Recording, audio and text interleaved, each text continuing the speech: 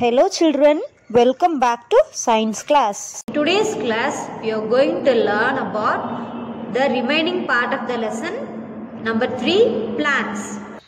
In previous video, we have learnt about the reproduction in plants and about the types of pollination and also about the seeds. In today's class, we will discuss about life cycle of a flowering plant, different types of soil and our farmer's friend. Life cycle of a flowering plant. The major stages of the flowering plants are germination of seed, growth, flowering, reproduction, pollination, seed formation and seed spreading. Every seed has minute plant called embryo. Under favorable conditions like sunlight, water and soil, embryo grows into a new plant. This new plant bears fruits with seeds and multiplies. This cycle continues, forming the life cycle of flowering plant. Children, now watch a video to learn about life cycle of a flowering plant and about dispersal of seeds and also about germination of seeds.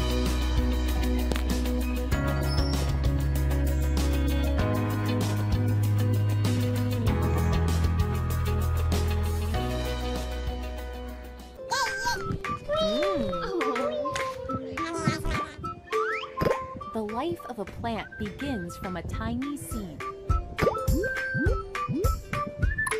The seed is protected by an outer covering called a seed coat.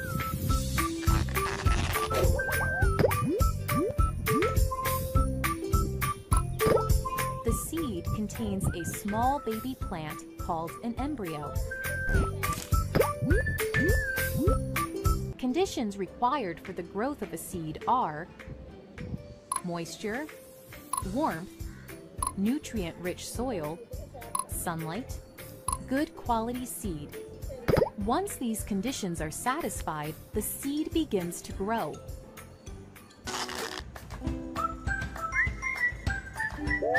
And to search for more food and nutrients from the soil.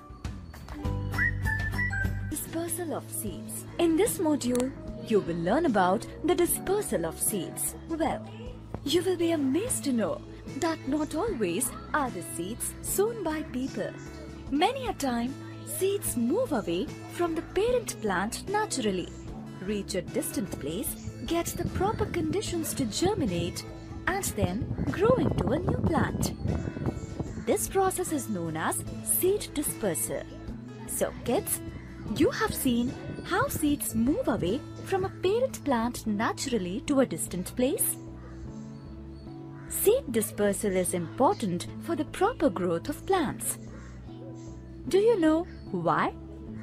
Seeds need suitable conditions of soil, air, water and sunlight to grow. If all the seeds fall on the ground near the parent plant, they will not get enough food, water and sunlight to grow. So, seeds have to spread in a large area to grow well. Now you know what seed dispersal is and how important it is. The next question is how it occurs. In contrast, there are seeds of certain plants that need some agents for their dispersal. These agents can be wind, water or animals. Let's begin with the wind. Seeds of some plants, like that of cotton, are very light and are dispersed by wind. Seeds of some plants, like that of maple, have a wing-like structure.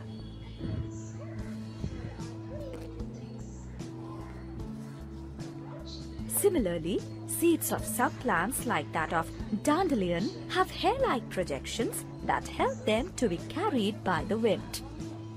These seeds are also carried by wind and thus dispersed.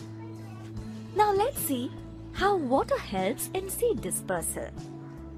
Seeds of plants that grow in or near water bodies like that of coconut float on water and are carried by water to different places. Other examples of seeds that are dispersed by water include the seeds of hydrilla, lotus and water lily. let us see how animals act as an agent for seed dispersal. Seeds of some plants, such as that of cocklebur, are surrounded by hooks or spikes, which stick to the body of furry animals and are carried away. Some plants like guava have fruits with very hard seeds. These fruits are eaten by birds and animals like squirrels. The seeds are not digested and are passed out through their droppings at places distant from the parent plant. Lastly, seeds of some plants like pea, when dry, explode and disperse on their own. This method of dispersal is known as dispersal by explosion. Beans, lady's fingers and poppies are other examples of plants whose seeds are dispersed by explosion.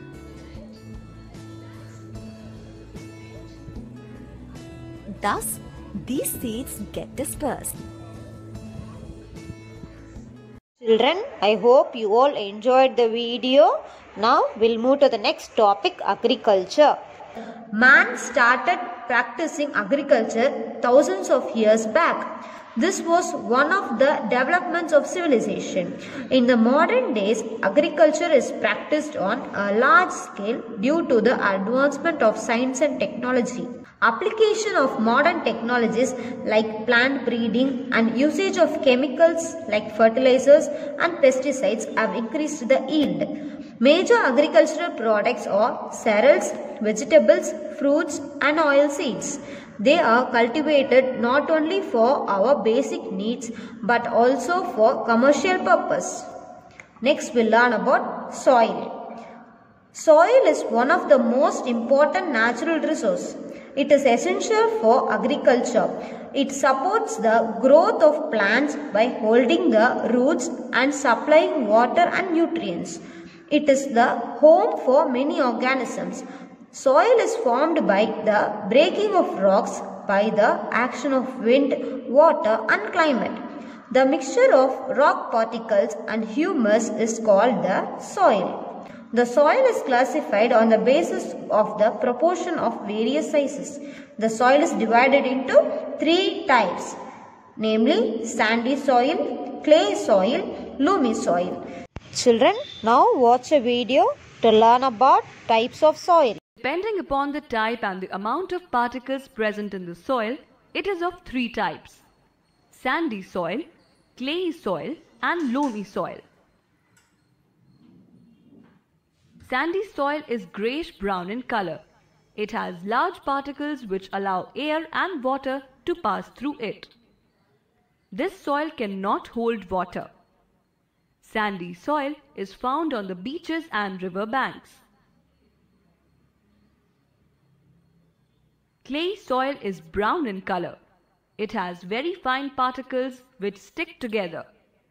It can hold a lot of water.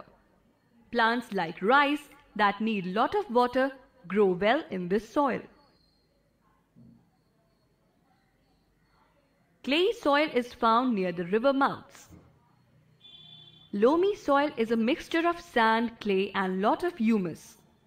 This soil retains some water and lets the extra water pass through completely. It is the best soil for the growth of plants. Loamy soil is found in plains and plateaus. Children, I hope you all enjoyed the video. Now we'll learn about classroom agriculture. Classroom agriculture creates the basic understanding about agricultural practices in the classes. Through this, we can come to know about the values and importance of agriculture.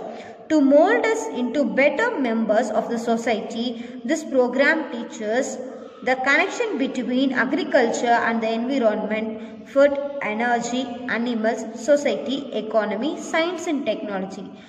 Next, the last topic we are going to discuss about friends of farmer.